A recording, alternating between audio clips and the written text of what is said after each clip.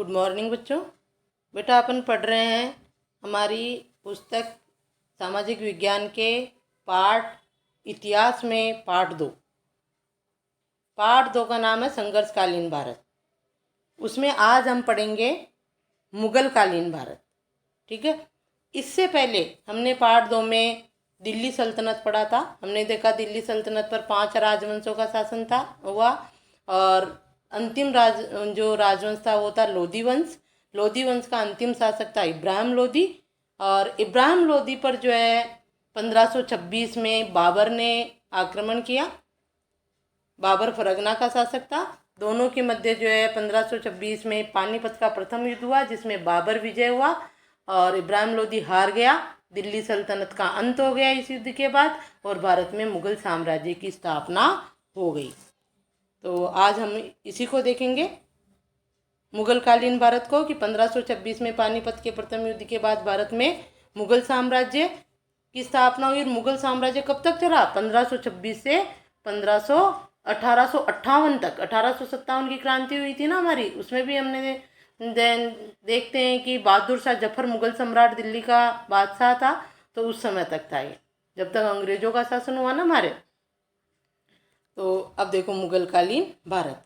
तो इसमें पहला प्रश्न आपका यही बनता है कि भारत में मुगल साम्राज्य की स्थापना किसने की? बाबर ने। संस्थापक बाबर था।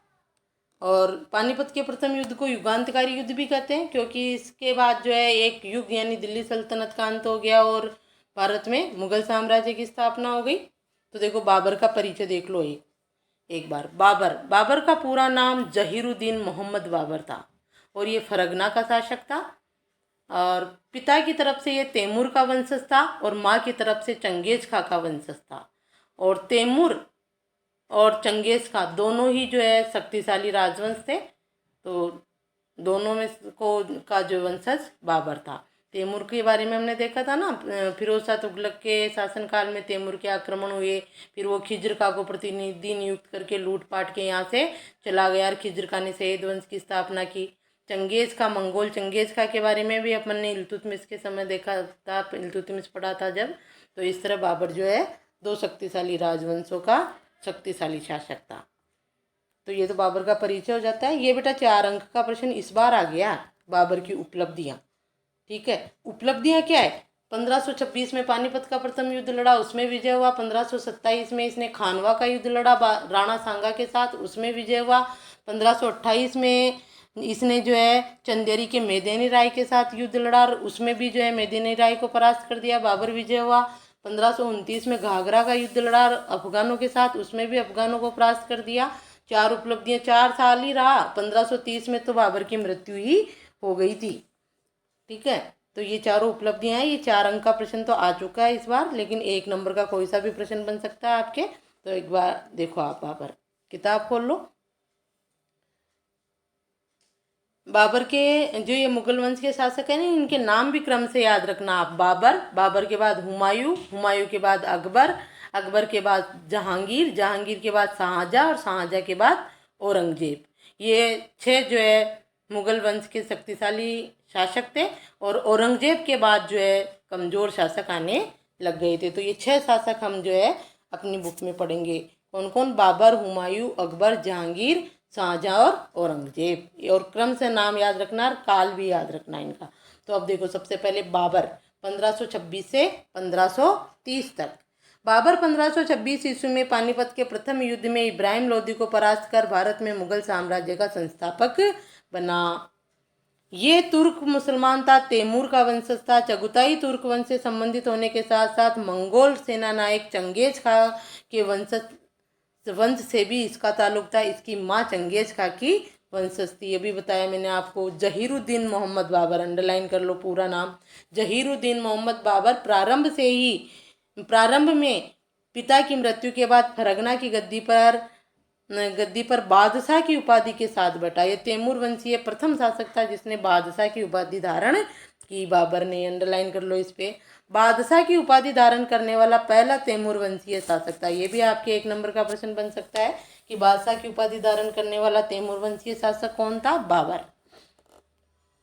आगे देखो, आगरा से 40 किलोमीटर दूर खानवा में बाबर व राणा सांगा का युद्ध मार्च 1527 में हुआ। जैसे 1526 में ये जो है दिल्ली की गद्दी पर बैठ गया, और फिर राणा सांगा उस समय शक्तिशाली राजवंशों में राजाओं में से था, तो इसको राणा सांगा का भय था कि ये मुझे भगाना दे, इसलिए जो है इसने पूरी तैयारी के साथ 1527 में ही राणा सांगा पर आक्रमण कर दिया।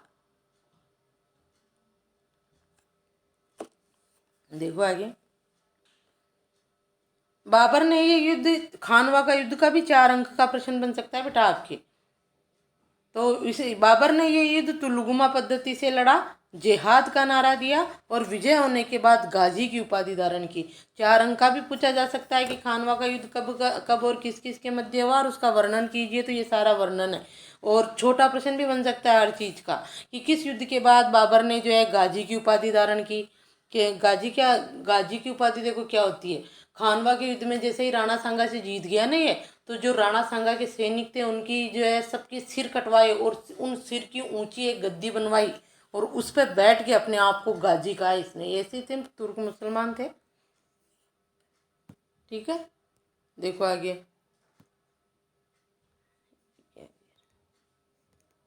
हाँ, और तुलगुमा पद्धति से युद्ध लड़ा था, ये मुगलों की पद्धति थी, जिसमें क्या किया जाता था कि जैसे एक सेना की टुकड़ी भेजी पहले लड़ने के लिए, तो इनसे जैसे राणा सांगा के सैनिकों से तीसरे पैर तक वो लड़ती रही। अब राणा सांगा की तो वही सेना थक जाती है दोपहर बाद, थकने पर जो है ये क्या करता, अपनी उस टुकड़ी को जो लड़ रही थी ना सुबह से, उसको तो बुला लेता, और दूसरी टुकड़ी जो है जो तैयार रहती थी, थकी हुई नहीं थी, वो उस पर जो है आक्रमण कर देती है थके हुए सैनिकों पे। तो ऐसे इसको तुलगमा पद्धति कहते हैं। और जिहाद का नारा दिया। जिहाद देखो इसमें क्या हुआ था कि राणा सांगा से युद्ध कर रहा था ना, तब राजपूत शासक थे, राणा सांगा के सैनिक थे, राजपूत सैनिक बहुत बहुत ही उससे लड़ रहे थे, पूरे स्वाभिमान से, पूरी शक्ति से। एक बार तो बाबर की सेना को छिन्न भिन्न कर दिया था राणा सांगा के सैनिकों ने। तब जो है सैनिक भागने लगे बाबर के मैदान छोड़कर, तो तब बाबर ने जो है जिहाद का नारा दिया था। जिहाद धर्म का होता है ना नारा, वो दिया था, जिससे कि इसके सैनिकों में वापस जोश आया। धर्म के नाम पर तो मर मिटते हैं ना ये मुसलमान, और उन्होंने पूरी शक्ति से जो है युद्ध किया। तो इस प्रकार ये खानवा के युद्ध का एक एक का प्रश्न भी बन सकता है। बाबर ने किस युद्ध में जिहाद का नारा दिया, किस युद्ध के बाद बाबर ने गाजी की उपाधि धारण की, किस युद्ध में बाबर ने तुलगुमा पद्धति का प्रयोग किया। 1526 में इब्राहिम लोदी के साथ नहीं किया था तुलगुमा पद्धति का प्रयोग। ठीक है, तो ये खानवा के युद्ध के बारे में सारा याद रखोगे आप। देखो अगला युद्ध 1528 में बाबर ने चंदेरी के मैदानी राय को परास्त किया। 1529 में घाघरा के युद्ध में बाबर ने अफगानों को परास्त किया, और बाबर की मृत्यु 26 दिसंबर 1530 ईस्वी को हुई। इसे यमुना के किनारे आगरा में रामबाग में दफनाया गया। बाद में बाबर की इच्छा अनुसार उसे काबुल में दफनाया गया। अब क्या है कि पहले तो उसको कहाँ दफनाया जाके, मर गया 1530 में, तो यमुना के किनारे आगरा में रामबाग के पर ही दफना दिया गया। लेकिन जब फिर किसी ने बताया कि बाबर की तो इच्छा थी कि उसको काबुल, अफगानिस्तान की राजधानी है ना, उधर फरगना का शासक था, ये वहीं का था, इसलिए वहाँ से निकाला और वहाँ जाके दफनाया फिर काबुल में। बाबर ने अपनी दिनचर्या की पुस्तक तुर्की भाषा में लिखी, जिसका नाम बाबरनामा या तुझके बाबरी है। इस पे भी अंडरलाइन कर लो। बाबर की पुस्तक का नाम क्या है? बाबरनामा या तुझके बाबरी। इसने स्वयं लिखी, आत्मकथा है ये बाबर की। अब्दुल रहीम खान खाना ने इसे बाद में फारसी में अनुदित किया था, यानी फारसी में अनुवाद किया अब्दुल रहीम खान खाना ने इसका। तो ये भी 1 नंबर का प्रश्न बनेगा आपके कि बाबर की आत्मकथा या पुस्तक का नाम क्या है? बाबरनामा या तजुके बाबरी, और बाद में इसका जो है अब्दुल रहीम खान खाना ने फारसी में अनुवाद कर दिया। तो ये हो गया आपके बाबर। 1 नंबर के प्रश्न सारे ध्यान में रखोगे। अब है हुमायूं। बाबर की मृत्यु के बाद उसका पुत्र हुमायूं जो है दिल्ली का शासक बनाकर 1530 में, इसका काल है 1530 से 1556, लिख लो यहाँ पे, 1530 से 1556 तक शासक रहा था हुमायूं। लेकिन बीच में जो है इसको शेरशाह सूरी के आक्रमणों का सामना करना पड़ा, और इधर उधर जो है 15 साल तक इधर उधर भटकता ही रहा था ये। इसमें देखो बंटवारा करने का उद्देश्य इसका तो यही था कि भाई शासन जो है सुदृढ़ रहेगा, सब अपना अपना देखेंगे। अपने भाइयों पर इसने विश्वास किया और हुआ भी ऐसा ही। लेकिन हुआ क्या कि अब आगे 1539 में जो है एक अफगान शासक था शेरशाह सूरी। वैसे उसका नाम पहले शेर खां ही था। शेरशाह सूरी तो बाद में, इसने 1539 में चौसा का युद्ध हुआ था शेर खां और हुमायूं के मध्य। उसमें उसने जो है विजय प्राप्त की शेर खां ने और शेरशाह की उपाधि धारण कर ली। तो 1539 में हुमायूं और शेर खां के मध्य जो है चौसा का युद्ध हुआ, उसमें भी शेर खां जीत गया। और फिर 1540 में कन्नौज और बीलग्राम का युद्ध हुआ था, उसमें भी जो है शेर खां जीत गया। और उस समय जो है हुमायूं वहाँ से भाग गया, उसको दिल्ली छोड़ना पड़ा। और 1544 से लेके 1555 तक हुमायूं बेचारा इधर उधर भटकता ही रहा। फिर इसकी 1544 में शेरशाह की मृत्यु हो जाती है। उसके बाद धीरे धीरे जो है वापस अपने क्षेत्रों पर अधिकार करने लगता है कौन? हुमायूं। ठीक है, तो देखो हुमायूं के बारे में पढ़ते हैं हम। और हुमायूं के बारे में ऐसा कहा जाता है कि 15 साल इधर उधर लुढ़कता ही रहा और अंत में भी जो है ये इसने एक नगर बसाया था, दीनपना नगर। उसके पुस्तकालय की सीढ़ियों से आ रहा था तो गिर गया और गिरने से इसकी मृत्यु हो गई थी। देखो तो हुमायूं पढ़ो।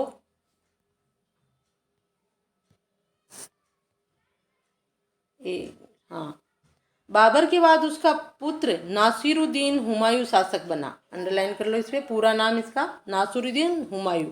हुमायूं ने अपने भाई कामरान को काबुल और कंधार, अस्करी को संभल, हिंदार को अलवर व मेवात एवं अपने चचेरे भाई सुलेमान को बतखवा प्रदेश दिया। हुमायूं ने दीन पनाह नामक नए शहर की स्थापना की। इस पे अंडरलाइन कर लो, ये 1 नंबर का प्रश्न बनता है। दीन पनाह नामक नगर किसने बसाया? हुमायूं ने। या हुमायूं ने किस शहर की स्थापना की? तो हुमायूं ने दीन पनाह नामक शहर की स्थापना की। उसने मालवा व गुजरात पर आक्रमण किया। हुमायूं एवं अफगान शासक शेर खां, अंडरलाइन कर लो, मालवा और गुजरात पर तो हुमायूं ने आक्रमण किया, विजय प्राप्त कर ली। लेकिन बाद में क्या हुआ? हुमायूं एवं अफगान शासक शेर खां के मध्य बक्सर के निकट चौसा नामक स्थान पर 1539 में युद्ध हुआ। इसको चौसा का युद्ध कहते हैं। चौसा का युद्ध कब और किस किस के बीच हुआ? छोटा प्रश्न।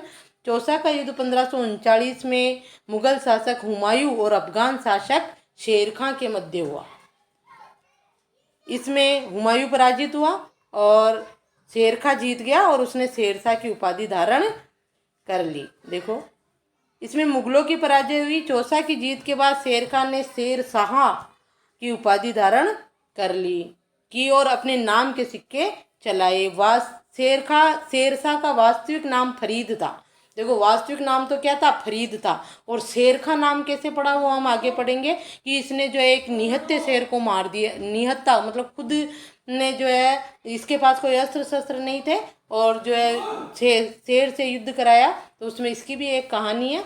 उसमें क्या, इसके पिता थे ना, इस यहाँ के जो है जौनपुर के राजा के यहाँ पर जो है जमींदार थे इसके पिता। और उस शासक को जो है, वहाँ के शासक को शेरों की लड़ाई देखने का बहुत शौक था। तो वो जो है इनके पिता को कहते हैं कि तुम भी तो कभी अपने शेर को लाओ। तो ये जो इसको ले जाते हैं अपने पुत्र फरीद को और वो शेर से लड़ता है, खुद निहत्था होता है, शेर को मार देता है। इसलिए वो शासक इनको शेर खां की उपाधि देता है। और फिर शेर शाह की उपाधि ये स्वयं धारण करता है चौसा की विजय के बाद। और वैसे वास्तविक नाम क्या था? फरीद शाह। 1540 ईस्वी में कन्नौज या बीलग्राम का युद्ध शेरशाह एवं हुमायूं के मध्य हुआ। हुमायूं हार कर भाग गया, 1540 में ही भाग गया। निर्वासित काल कहा जाता है हुमायूं का। दिल्ली की सल्तनत शेरशाह के अधिकार में आ गई। अब दिल्ली का शासक कौन बन गया? शेरशाह बन गया। निर्वासित जीवन में ही उसने भटकल के पास शेख अली अख्तर की लड़की हमीदा से शादी की, जो आगे चलकर अकबर की माँ बनी। हमीदा से शादी हो गई और अकबर भी हो गया इसमें निर्वासित काल में, अकबर की माँ बनी। धीरे धीरे हुमायूं ने कंधार पर, अब 1544 में शेरशाह की मृत्यु हो जाती है। और उसके बाद जो शासक आते हैं, वो उसके बाद जो आता है शासक, वो तो फिर भी ठीक था, इस्लाम शाह शासक बना उसका पुत्र। लेकिन उसके बाद आने वाले शासक बहुत कमज़ोर थे और धीरे धीरे हुमायूं ने वापस दिल्ली पर अपना अधिकार कर लिया। धीरे धीरे हुमायूं ने कंधार व काबुल को जीता। हिंदुस्तान को पुनः जीतने के प्रयास में 1555 ईस्वी में उसने लाहौर पर कब्जा कर लिया। उसने नसीब खां एवं तातर खां के नेतृत्व वाली अफगान सेना को मछुआरा के युद्ध में हराकर पंजाब पर अधिकार कर लिया। जून 1555, इस पर अंडरलाइन कर लो, जून 1555 में सरहिंद के निकट उसने अफगानों को फिर परास्त किया। अफगान शासक था ना ये शेर शाह, तो अफगानों को फिर परास्त किया। अफगानों का नेतृत्व सिकंदर सूर और मुगलों का नेतृत्व बैराम खां ने किया। इस पर भी अंडरलाइन कर लो। जून 1555 में अफगान शासकों और हुमायूं के मध्य युद्ध हुआ।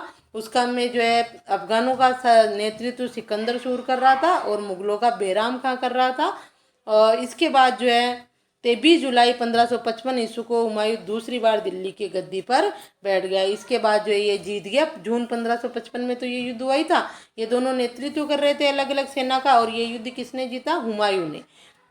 और 23 जुलाई 1555 को हुमायूं दूसरी बार दिल्ली की गद्दी पर बैठा। तो ये भी आपको जो है प्रश्न पूछ, पहली बार तो कब बैठा? उसके पिता की मृत्यु के बाद दिसंबर 1530 में पहली बार बैठा, और अफगानों को हराकर 23 जुलाई 1555 को दूसरी बार हुमायूं गद्दी पर बैठा। तो प्रश्न पूछा जा सकता है हुमायूं दूसरी बार दिल्ली की गद्दी पर कब बैठा, कैसे बैठा, अफगानों को हराकर, ये सब।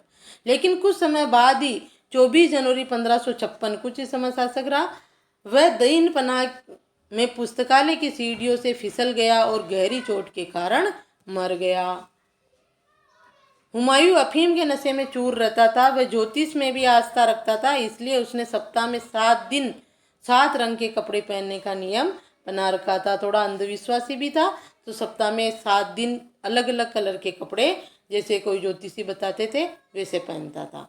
तो ये हो गया हुमायूं, बाबर और हुमायूं। तो हुमायूं में भी कई 1 नंबर के प्रश्न है, और मूल्यांकन 4 अंक का प्रश्न बनेगा हुमायूं का मुगल बादशाह हुमायूं का मूल्यांकन कीजिए। तो मूल्यांकन में आपको पहले यही बताना है कि वो दिल्ली का शासक बना, पिता की मृत्यु के बाद अपने साम्राज्य का अपने भाइयों में जो बंटवारा कर दिया, फिर जो है शेरशाह का, और ये सारा जो है मूल्यांकन में बताना आपको। ठीक है, अब अपन पढ़ते हैं सूर साम्राज्य। सूर साम्राज्य वही शेरशाह का जो बीच में आया था ना, दिल्ली ये मुगलों के शासन के बीच में सूर साम्राज्य। देखो, सूर साम्राज्य का संस्थापक फरीद शेर खां था। अभी पढ़ाई था आपने, हुमायूं के समय आया था। शेर खां हसन खां का पुत्र था, जो जौनपुर के राज्य के अंतर्गत सासाराम बिहार का जमींदार था। इसका पिता कौन था? जौनपुर राज्य में, सासाराम बिहार में आता है ये, अभी उसका जमींदार था। दक्षिण बिहार के तत्कालीन शासक बहार खां, शासक कौन था? बहार खां ने निहत्ते फरीद द्वारा शेर को मार दिए जाने पर शेर खां की उपाधि दी। 1 नंबर का प्रश्न बनता है कि फरीद को शेर खां की उपाधि किसने दी? बिहार के शासक बहार खां ने। और क्यों दी वो मैंने अभी बताया था आपको, कि इसको जो है बहार खां को शेरों की लड़ाई देखने का बहुत शौक था। तो एक बार अपने जमींदार जो थे ना हसन खां, उसको कह देते हैं कि तुम भी तो अपने शेर को लाओ एक बार। तो ये अपने इस पुत्र को ले जाते हैं फरीद को, और उससे शेर की लड़ाई कराते हैं। तो ये शेर को मार देता है। निहत्था यानी कोई हथियार नहीं थे वैसे ही लड़के, इसलिए जो है इसको इसके बिहार के शासक बहार खां ने फरीद को किसकी उपाधि दे दी? शेर खां की। और शेर शाह की उपाधि इसने चौसा 1539 में चौसा के युद्ध के बाद स्वयं धारण की। आगे देखो, उसका साम्राज्य पश्चिम कन्नौज से लेकर पूर्व में असम की पहाड़ियों तक तथा उत्तर में हिमालय से लेकर दक्षिण में बंगाल की खाड़ी तक फैला हुआ था। मालवा भी शेरशाह ने जीत लिया था। देखो, ये यहाँ से अंडरलाइन कर लो पूरा। ये इसका साम्राज्य विस्तार 4 अंक का प्रश्न पूछा जा सकता है। शेरशाह सूरी का साम्राज्य विस्तार कहाँ तक था? ये मालवा भी जीत लिया था यहाँ तक। 1544 में मालदेव को हराकर शेरशाह ने अजमेर, जोधपुर एवं मेवाड़ पर अधिकार कर लिया।